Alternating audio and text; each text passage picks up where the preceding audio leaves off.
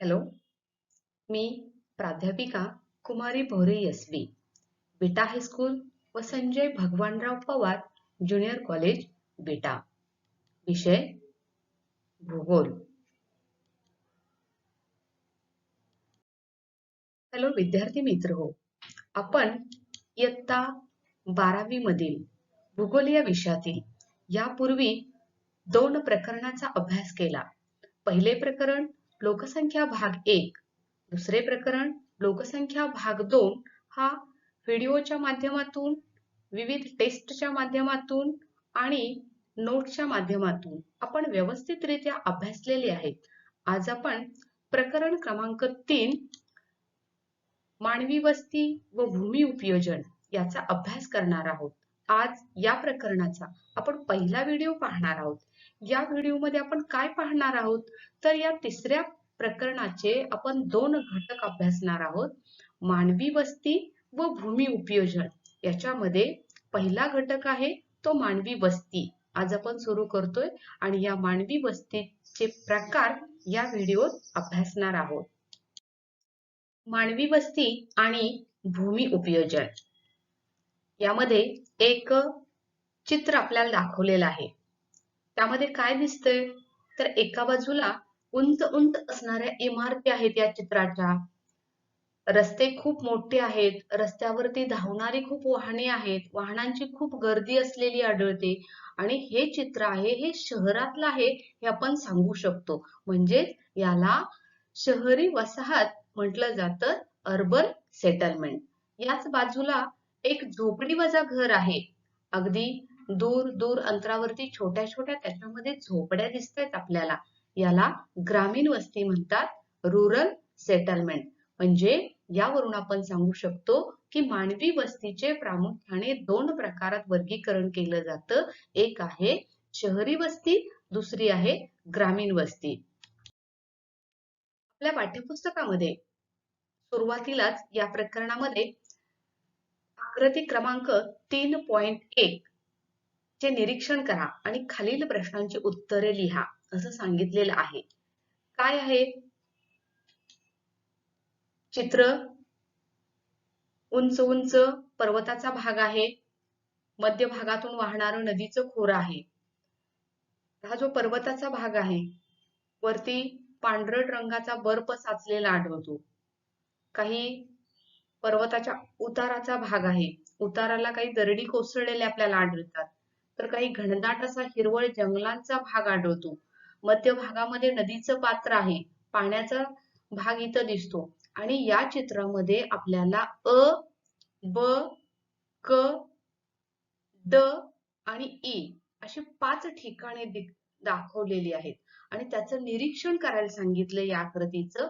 आणि याच्यावरून याच्या खाली दिलेली काही जी प्रश्न आहेत त्या प्रश्नांची उत्तरे आपल्याला लिहायची आहेत. तर हे चित्राचं निरीक्षण व्यवस्थितरित्या तुम्ही करायचं आहे आणि पाहूयात या खाली विचारलेले काय प्रश्न आहेत. पहिला प्रश्न आहे अ, ब, क, ड व ई येथे कोठे मानवी वस्ती निर्माण होऊ शकेल आणि का? त्याचं उत्तर आहे अ हे ठिकाण. आपण चित्रामध्ये पाहिलेलं अ ठिकाण पर्वत माथ्यावरती आहे. तेथे मानवी वस्ती निर्माण होऊ शकेल. कसं काय? तर त्या ठिकाणी उंच पर्वताच्या भागामध्ये पर्यटन स्थळांचा विकास होतो, थंड हवेची ठिकाणी निर्माण होतात आणि पर्यटन व्यवसाय त्या भागात चालत असल्यामुळे त्या भागात आपल्याला मानवी वस्ती निर्माण झालेल्या आढळतील. ब हे ठिकाण पर्वत पायथ्याशी आहे आणि पर्वताच्या पायथ्याला गवताळ प्रदेश आहे, कृषी योग्य काही सुपीक जमीन आहे, शेतीचा विकास होऊ शकतो, पशुपालन विकास होऊ शकतो. या आर्थिक क्रिया चालत असल्यामुळे त्या ठिकाणीही मानवी वस्ती निर्माण होऊ शकेल. आणि क व ड या ठिकाणी नद्यांच्या पूर मैदानापासून सपाट प्रदेश आहे, पाण्याची उपलब्धता आहे, शेतीचा विकास होऊ शकतो, शेतीवरती आधारित असणाऱ्या विविध प्रकारच्या व्यवसायांचा विकास होऊ शकतो आणि त्यामुळे क व ड या ठिकाणी ही मानवी वसाहती निर्माण होऊ शकतील. प्रश्न दुसरा आहे वरीलपैकी कोणत्या ठिकाणी वस्त्यांची निर्मिती होणार नाही आणि का? तर आता अ, ब, क, ड, ई यापैकी आपल्याला ई या ठिकाणी वस्त्यांची निर्मिती होणार नाही. कारण का? तर पूररेषा आहे त्या भागामध्ये पुराची स्थिती निर्माण होते. पावसाळ्याच्या कालावधीमध्ये मोठ्या प्रकारे पूर येऊ शकतो आणि पूर येऊ शकत असल्यामुळे तेथे आपल्याला मानवी वसाहत निर्माण होणार नाही, कारण पुराच्या मुळे त्या ठिकाणच्या वसाहतींना सतत धोका निर्माण झालेला आपल्याला आढळेल. त्यामुळे त्या भागामध्ये वस्ती निर्माण होणार नाही. तिसरा प्रश्न आहे, वरील पैकी वस्ती निर्मितीकरिता कोणकोणते घटक कारणीभूत ठरू शकतात असे तुम्हाला वाटते? तर आता यामध्ये वस्ती निर्मितीसाठी काय आहे, तर स्थान हे गरजेचं आहे, पाण्याची उपलब्धता, जमिनीचा उंच सखलपणा, पूररेषा, हवामान, वने आणि गवताळ प्रदेशातील सानिध्य या घटकांचा परिणाम मानवी वसाहतीवरती होतो आणि त्यामुळं आपल्याला असे जे घटक आहेत हे मानवी वस्तीवरती परिणाम करू शकतात. प्रश्न चौथा आहे, वस्तू निर्मितीवर प्राकृतिक घटकासोबत आर्थिक घटक कारणीभूत ठरू शकतात का? वस्तू निर्मितीवर प्राकृतिक घटकासोबत आपल्याला कोणते घटक इथं आर्थिक कारणीभूत ठरतात? तर याच्यामध्ये म्हणजे प्राकृतिक आणि आर्थिक हे दोन्ही घटक यामध्ये आपल्याला कारणीभूत ठरताना आढळतात. वस्तू निर्मितीवर प्राकृतिक घटकासोबत आर्थिक घटकांचाही तितकेच महत्त्वाचे असताना आढळतात, कारण वस्तीच्या स्थान निश्चितीवर प्राकृतिक घटकाचा निश्चितच प्रभाव पडतो. मात्र एखादी वस्ती निर्माण झाल्यावर उदरनिर्वाहासाठी मानवाला विविध प्रकारच्या आर्थिक क्रिया त्या ठिकाणी कराव्या लागतात आणि या आर्थिक क्रियाची शक्यताही अर्थातच प्राकृतिक घटकावर अवलंबून असते. म्हणजेच मानव जेव्हा वस्तीच्या ठिकाणासाठी एखादी जागा शोधतो, तेव्हा वस्ती स्थापनेस अनुकूल प्राकृतिक घटकाबरोबर त्याला आर्थिक क्रियेसाठी सुद्धा अनुकूल तो घटक असावा लागतो. त्यानंतर पाचवी आहे प्रश्न, प्राकृतिक घटकाचा वस्तीतील आर्थिक क्रियावर परिणाम होऊ शकतो का? तर या ठिकाणी आपल्याला उत्तर येईल की वस्तीतील आर्थिक क्रियावर प्राकृतिक घटकाचा निश्चितच प्रभाव पडतो. शेतीसाठी सुपीक मृदा आणि पाण्याची उपलब्धता हे घटक म्हणजे प्रमुख ठरतात. वने आणि गवताळ प्रदेशाच्या सानिध्यात पशुपालन या आर्थिक क्रिया चालताना आढळतात. त्याचबरोबर पर्यटन आहे, ज्या प्रदेशाला हवामान आणि निसर्ग सौंदर्य चांगल्या प्रकारचं लाभलेलं आहे त्या ठिकाणी पर्यटन सारखा व्यवसाय विकसित होताना आपल्याला आढळतो. म्हणजेच वस्तीतील आर्थिक क्रियावर प्राकृतिक घटकाचा परिणाम होऊ शकतो. प्रश्न 6 आहे, एखाद्या क्षेत्रात वस्ती निर्मितीसाठी कारणीभूत असणाऱ्या घटकांची यादी तयार करा. म्हणजे वस्ती जर त्या ठिकाणी निर्माण करायची असेल तर कोणते घटक कारणीभूत ठरतात? तर त्याच्यामध्ये पहिला जो घटक आहे तो आहे हवामान, जमिनीचा उंच सकलपणा, पाण्याची उपलब्धता, वने, गवताळ प्रदेश हे प्राकृतिक घटक महत्त्वाचे असावे लागतात. तर त्याच्या बरोबरीनं जे आर्थिक क्रिया आणि इतर जे व्यवसाय आहेत तर हे घटक त्याच्यामध्ये येऊ शकतात. काही आर्थिक क्रिया ज्या आहेत, शेती असेल, पशुपालन असेल, खाणकाम, मासेमारी, तर अशा आर्थिक क्रिया हे व्यवसाय सुद्धा त्याच्यामध्ये त्या वस्ती निर्मितीच्या घटकावरती आपल्याला परिणाम करताना आढळतात. भौगोलिक स्पष्टीकरण, तर यामध्ये मानवी वस्ती, मानव हा समाजशील प्राणी आहे. तो नेहमी समूहाने राहणे पसंत करतो. त्यातूनच पुढे सामाजिक बांधिलकी आणि सामाजिक गरजा त्याच्या पूर्ण होतात. या गरजेतून अनेक लोक एका ठिकाणी एकत्र येतात, विशिष्ट पद्धतीने घरे बांधतात आणि अशाच घरांच्या मांडणीला वस्ती असे म्हणतात. मानवी अधिवास हा वस्त्यांच्या स्वरूपात आढळतो. यामध्ये एक घर ते मोठ्या शहरापर्यंत समावेश होतो. वस्तीवरून मानवी समूह, जीवन आणि आर्थिक क्रिया समजतात. काही प्रदेशात निवासासाठी तर काही आर्थिक क्रियासाठी हे वापरले जातात. आता मानवी वस्त्यांचे जे ठिकाण आहेत तर मानवी वस्तीच्या स्थानावरती परिणाम करणारे काही घटक असलेले आढळतात. त्यामध्ये पहिला घटक आहे प्राकृतिक, दुसरा आहे सांस्कृतिक, तिसरा आर्थिक, चौथा राजकीय आणि सामाजिक असे घटक वस्ती निर्मितीवर परिणाम करताना आढळतात. जो प्राकृतिक आहे, तर या प्राकृतिक घटकामध्ये उंच सकलपणा, समुद्र सपाटीपासून उंची, मृदा, हवामान, जलप्रणाली, भूजल पातळी तर या घटकांचा समावेश होताना आढळतो. सांस्कृतिक मध्ये पाहिलं तर सांस्कृतिक मध्ये शिक्षण, धर्मस्थळे इत्यादी घटकांचा समावेश होतो. आर्थिक मध्ये उद्योग आणि व्यवसाय येतात. तर राजकीय मध्ये विविध प्रकारच्या फाळण्या असतील, युद्ध असतील, एकीकरण असेल या गोष्टी येतात.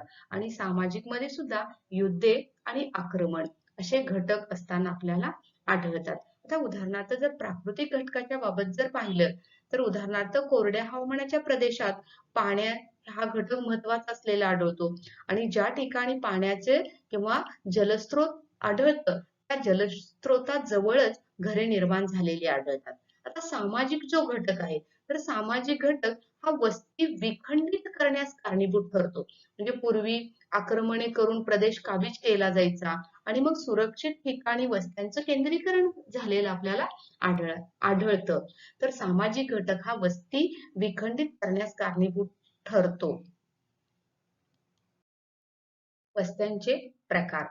वस्त्यांचा आकार आणि प्रकार यामध्ये भिन्नता असलेली आपल्याला आढळते. आकारानुसार वस्त्यांचे आर्थिक वैशिष्ट्ये आणि सामाजिक संरचना बदलते. पर्यावरण व तंत्रज्ञान ही बदलते. वस्त्या ह्या छोट्या आकाराच्या, एकमेकापासून दूर, तसेच मोठ्या आकाराच्या आणि जवळजवळ वसलेल्याही असू शकतात. प्रकार हा शब्द काही समान वैशिष्ट्ये असणाऱ्या वस्तूचे किंवा संबोधनाचे वर्गीकरण सांगतो. तर आकृतिबंध हा शब्द त्याचे आकार किंवा स्वरूपाबद्दल सांगतो. जेव्हा आकृतिबंधाचा विचार करतात तेव्हा त्या प्रदेशातील वस्त्यांची वैशिष्ट्ये, विशिष्ट रचना, वस्त्यांचे वितरण याकरिता वापरला जातो. वस्त्यांच्या जो म्हणजे छोटीशी पाडी, वाडी, त्यानंतर गाव, गावानंतर शहर, शहरानंतर महानगर, प्रनगर, संकलित नगर, विशाल नगर असे पुढे ती वस्ती वाढत जाताना आपल्याला आढळते. आणि वस्त्यांचे दोन जे प्रकार आहेत म्हणजे ग्रामीण वस्ती आणि शहरी वस्ती. आता त्याच्यामध्ये ज्या ग्रामीण वस्ती आढळतात त्या ग्रामीण वस्तीमध्ये घराघरामधील अंतराच्या आधारावर वस्त्यांचे विविध प्रकार केले जातात. त्याच्यामध्ये पहिला प्रकार आहे तो आहे दाट किंवा केंद्रित वस्ती. तर दाट आणि केंद्रित वस्ती कशी आढळते तर याच्यामध्ये ज्या वसाहतीत घरे जवळ जवळ व दाटीने असतात त्याला केंद्रित वस्ती म्हटलं जातं. उदाहरणार्थ इथं आपल्याला अतिशय दाटीने आणि गर्दीने या चित्रामध्ये वस्ती असलेली आढळते. उदाहरणार्थ भारतातील गंगेचं मैदान, जपान, चीन, युरोप मधील फ्रान्स, डेन्मार्क, जर्मनी अशा ठिकाणी दाट आणि केंद्रित वस्ती असलेली आढळते. दुसरा प्रकार आहे अर्ध केंद्रित किंवा उपखंडित वस्ती. अर्ध केंद्रित किंवा उपखंडित वस्ती म्हणजे अलग अलग वसलेली घरे. इथं चित्रात दिसतात पहा, अगदी थोडं अंतर असलेली वेगळी वेगळी विभक्त असलेली घर आहेत. अलग अलग वसलेली घरे, घरांचे समूह असे मिळून ही वस्ती निर्माण होते. ही घरे सर्व मिळून जी वस्ती बनते त्यास आपल्याला विखंडित वस्ती म्हणतात. अशी घरे नद्यांच्या संगमावर, घनदाट अरण्याच्या प्रदेशावर, टेकड्यांच्या प्रदेशात आढळतात. उदाहरणार्थ पश्चिम बंगाल, बांगलादेश, गंगेच्या त्रिभुज प्रदेश, हिमालयाच्या पायथ्यालगत आपल्याला म्हणजे विखंडित अशी वस्ती असलेली आढळते. तिसरा प्रकार आहे विखुरलेली वस्ती. विखुरलेली वस्ती कशा प्रकारे? आता यामध्ये आपल्याला दिसतं या वस्त्या थोड्याशा लांब लांब अंतरावरती या चित्रात आढळतात. म्हणजे काय तर कुटुंब व कुटुंबाचे समूह हे डोंगर, तळे, तलाव, वनक्षेत्र यासारख्या भौगोलिक अडथळ्यामुळे वसाहतीमधील घरे दूर दूर अंतरावरती विखुरलेली असतात. त्यांनाच विखुरलेली वसाहत म्हणून ओळखलं जातं. आपल्याकडे राजस्थान, काश्मीर या भागामध्ये, युरोपमधील आल्प्स पर्वताच्या भागामध्ये अशा प्रकारची विखुरलेली वस्ती आढळते. आणि चौथा प्रकार आढळतो तो एकाकी वस्ती. म्हणजे एखादी कुठेतरी वस्ती आढळते की जेथे पाण्याचा सोर्स आढळतो किंवा शेतीच्या क्षेत्रासाठी दूर अंतरावरती अशी एखादी वस्ती निर्माण झालेली आपल्याला आढळते. पर्वतीय क्षेत्रामध्ये, वाळवंटाच्या भागामध्ये अशी एखादीच वस्ती ही एकाकी निर्माण झालेली आपल्याला आढळते. तर असे हे वस्त्यांचे प्रकार आहेत. त्यानंतर आपल्या पाठ्यपुस्तकामध्ये आपल्याला करून पहा म्हणून आकृती क्रमांक 3 सांगितलेला आहे. काय आहे पाहूयात. आकृती क्रमांक 3.2 मधील अ ते उ या विविध प्रतिमा वस्त्यांच्या आकृतिबंध दर्शवतात. त्याचे निरीक्षण करा. वस्त्यांच्या विविध आकृतिबंधातील फरक समजून घ्या. त्यासाठी दुसऱ्या स्तंभाची मदत घ्या. त्यातील वैशिष्ट्ये ज्या वस्तीला लागू पडतात त्यानुसार छायाचित्रात दिलेल्या वर्णाक्षर त्या वैशिष्ट्याखालील चौकटीत लिहा. लक्षात आलं. एका बाजूला याच्यामध्ये वस्त्यांची उपग्रह प्रतिमा दिलेली आहे या बाजूला आपल्याला, आणि दुसऱ्या बाजूला काय दिले, वस्त्यांची वैशिष्ट्ये दिले. आता इथं काय दिलंय, अ आ अशी नावं किती दिलेत, अ पासून ते उ पर्यंत दिलेत आपल्याला. ह्या वस्त्यांच्या उपग्रह प्रतिमांची नावे दिलेत आणि त्याच्या बाजूला जी वस्त्यांची वैशिष्ट्ये दिलेत ती आपल्याला योग्य त्या वस्तीच्या ठिकाणी लावायचे. म्हणजे कसं, तर जोड्या जुळवा प्रकारे. इथं आता अवस्ती आहे आणि इकडे त्याची वैशिष्ट्ये कोणती आहेत ती शोधायची आहेत आपण, आणि बरोबर त्या वस्तीच्या उपग्रह प्रतिमेच्या समोर तिच्या वैशिष्ट्यांची जोडी लावायची आहे. आणि त्याच्या खाली जे हा चौकट आहे त्या चौकटीमध्ये त्या उपग्रह प्रतिमेचा हा क्रमांक कोणता आहे, अ आहे की आ आहे, तो लिहायचा आहे. म्हणजे एकंदरीत काय करायचं या ठिकाणी, उपग्रह प्रतिमा आणि त्यांची वैशिष्ट्ये यांच्या जोड्या जुळवायच्या आहेत एकंदरीत आपल्याला.